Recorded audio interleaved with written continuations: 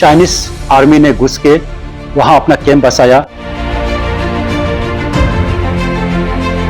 हमारे नाव ब्रदर्स के 5 गांव, जहां उनका खेती है, जहां उनका पहाड़ है, जहां उनका नदी है, जहां से वो लकड़ी लाते हैं, जहां से वो शिकार करते हैं, जहां से वो खेती करते हैं, ऐसा 5 जगह को चाइनीस आर्मी ने घुस के वहां अपना कैंप बसाया।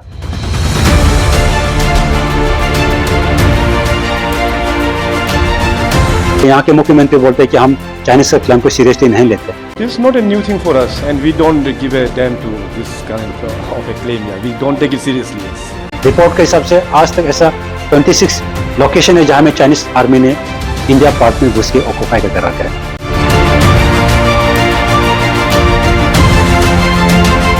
पार्लियामेंट में कहता है कि हमारा प्राइम मिनिस्टर कि चाइना को 1 इंच भी जमीन लेने नहीं देगा, लेकिन उसके उल्टे हमारे अरुणाचल प्रदेश से इलेक्टेड एमपी, ईस्टर्न पार्लियामेंट के एमपी, पार्लियामेंट में ऑफिशियली उन्होंने अपना बात रखा है कि चाइनीज इंडिया में घुस के, भारत में घुस के, अरुणाचल में घुस के अरुणाचल के जमीन को कब्जा करके रखा है। वो आसाफिला आज चाइना का कब्जा में, पोल माजा चाइना का कब्जा में, आतुपुकु दिबांग वैली में एक रिलीजियस प्लेस है, 84-85 से वो जगह कब्जा है। मोर देन 50-60 किलोमीटर चाइना हमारा टेरिटरी में कब्जा करके रखा है। हमारे वहाँ के लोग अभी रात को चैन का नींद नहीं सो पा रहे, सब कंफ्यूज है क्या 1962 वार वापस आ रहा है क्या।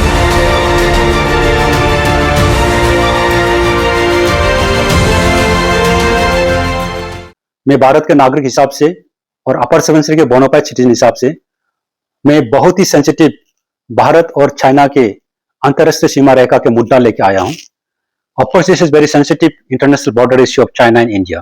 हमें खबर मिला है कि 26 जून 2026 को हमारे अपर सुबनसिरी डिस्ट्रिक्ट तागिन समाज के एक पॉपुलर क्लान, जिसे हम नाव वेलफेयर सोसाइटी के नाम पे जाने जाते हैं, ये नाव वेलफेयर सोसाइटी ताक्सिन एरिया पे रहते हैं, ताक्सिन सर्कल पे, जो चाइना के साथ इंटरनेशनल बॉर्डर शेयर करते हैं।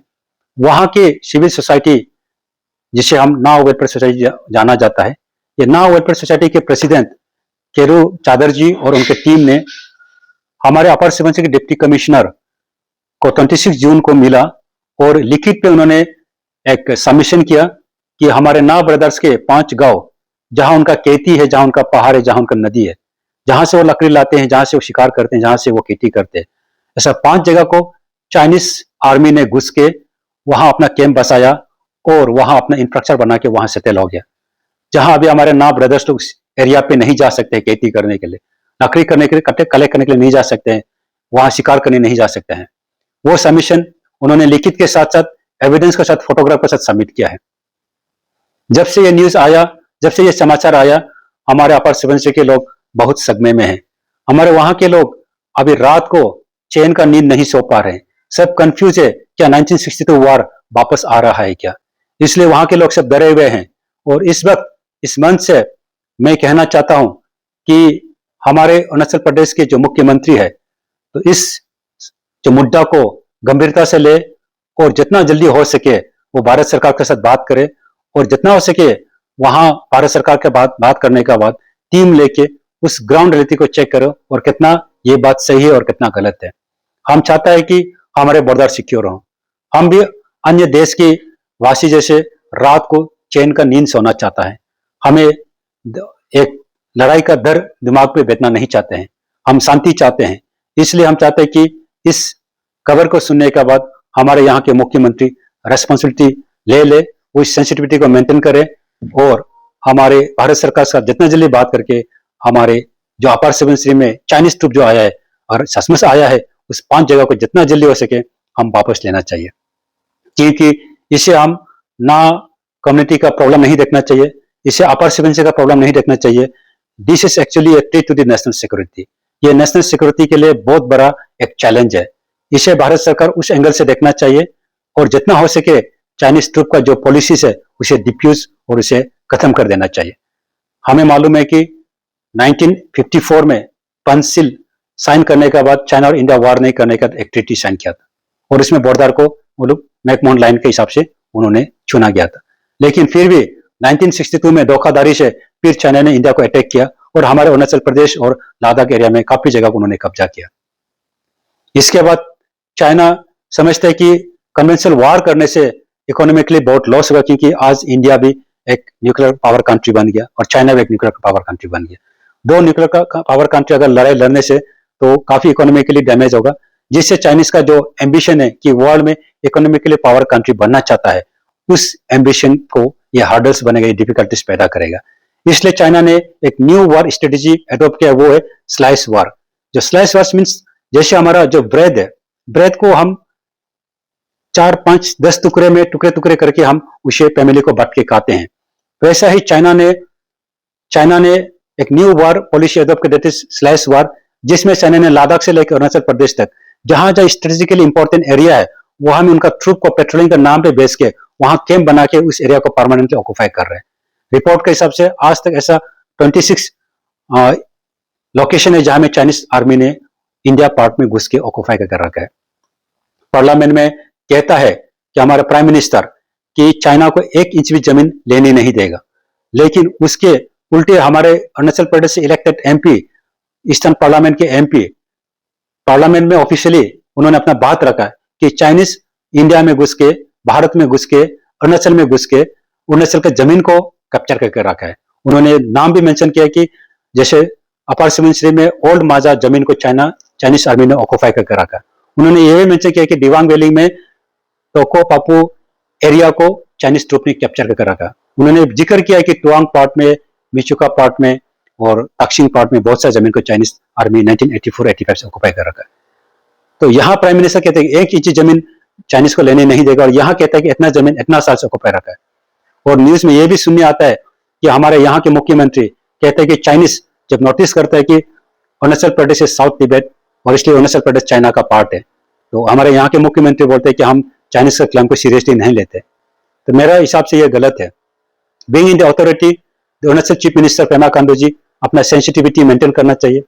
वो ये कहना चाहिए कि चाइनीज का कोई भी हरकत को हम सीरियसली व्यू कर रहे हैं, कुछ भी गलत करेगा विल स्टैंड अगेंस्ट चाइना और उसको हम डिफ्यूज करेंगे, वो कहना चाहिए।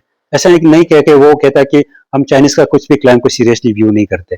No, we should view seriously, और चाइनीज कुछ भी मिसशिप करेगा विल स्टैंड अगेंस्ट चाइना। ये as an responsible member of the authority आपको बोलना चाहिए। इसलिए इसमें हम देखा जाए तो प्राइम मिनिस्टर स्टेटमेंट अलग है, सीएम का स्टेटमेंट अलग है, हमारे एमपी का स्टेटमेंट अलग है।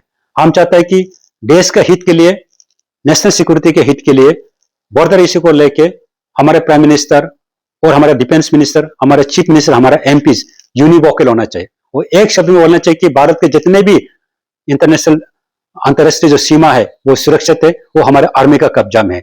ये स्टेटमेंट देना चाहिए, ताकि ना कि हम 1 इंच जमीन नहीं देगा, कोई बोल रहा है इतना जगह ले लिया, कोई बोल रहा है कि हम इसको सीरियसली व्यू नहीं करते। नो, ऐसा नहीं। इसलिए इस इशू को, जो अभी रिपोर्ट आया है, उस इशू को हम ना कम्युनिटी का इशू ना देखिए, अपर सिमर का इशू ना देखिए, अरुणाचल का इशू ना देखिए। हम अरुणाचल के जितने भी यहाँ की जनता है उन सबसे भी मेरा संदेश है कि हम आईएलपी को लेके एकजुट होता है। आईएलपी को हम इतना सेंसिटिविटी मेंटेन करते हैं कि हम कैपिटल बंद कर, अरुणाचल बंद कर करते हैं। एक्चुअली आईएलपी सिर्फ एक temporary migration population from one state to other state का, हमारे एमंग इंडियन का माइग्रेशन पॉपुलेशन का चेकिंग का है। लेकिन यहाँ सवाल आ गया कि हमारे दुश्मन का देश से वहां की आर्मी हमारे अरुणाचल प्रदेश में घुस गया और वहां परमानेंटली सेटल होने के लिए अपना इंफ्रास्ट्रक्चर सेटअप किया, अपना टेंट बिठा दिया, अपना आर्मी बिठा दिया।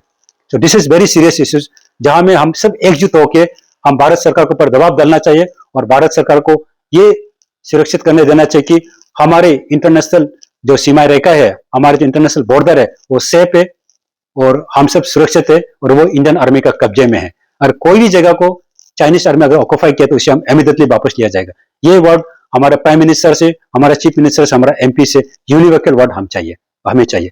इस टाइप का हमें अपना बात रखना चाहिए, अपना प्रेशर बिल्डअप करना चाहिए। इसलिए मैं अरुणाचल प्रदेश के सभी जनता को इसे अपर सुबनसिरी का इशू मत देखिए, इसे होल अरुणाचल का इशू देखिए और हम भारत के सभी जितने भी जनता है, जितने भी cutting across all political parties and all religions come together and stand against the Chinese policies of slice war। जो स्लाइस वार चाइनीज ने एडॉप्ट किया उसे, उसके पॉलिसी अगेंस्ट करो और हम चाइनीज को मुंह पर जवाब देना और जमीन जितना भी कैप्चर किया उसे वापस लेना चाहिए। तो मैं समझता हूं कि इस मंच से मैं, इस चैनल से मैं हमारे यहाँ की चीफ मिनिस्टर को मैं जो परस्यू कर रहे हैं, हमारे मैसेज को, हमारे पब्लिक की, हमारे यहाँ के कंसर्न्स को आप प्राइम मिनिस्टर से डिस्कस करना और जितना जल्दी हो सके with in a few time के अंदर में आप इस इश्यू को लेके आप सेंसिटिविटी को ध्यान में रखते हुए रेस्पॉन्सिबिलिटी लेना चाहिए और ग्राउंड रियलिटी चेक करके सचमुच ये 5 जमीन हमारे 5 गांव हमारे भारत से हमारा अरुणाचल से हमारा ताक्सिन से चला गया तो उसे जितना जल्दी से वापस लेने के लिए आप एक्शन में ग्राउंड रियलिटी में एक्शन में आना चाहिए।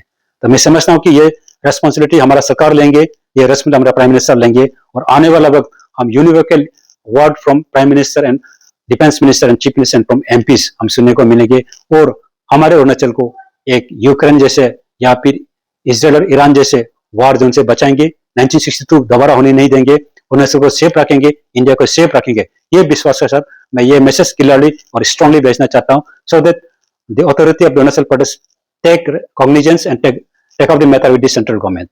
तो विद दिस मैं अपना बात यहीं रखना चाहता हूँ। जय भारत, थैंक यू।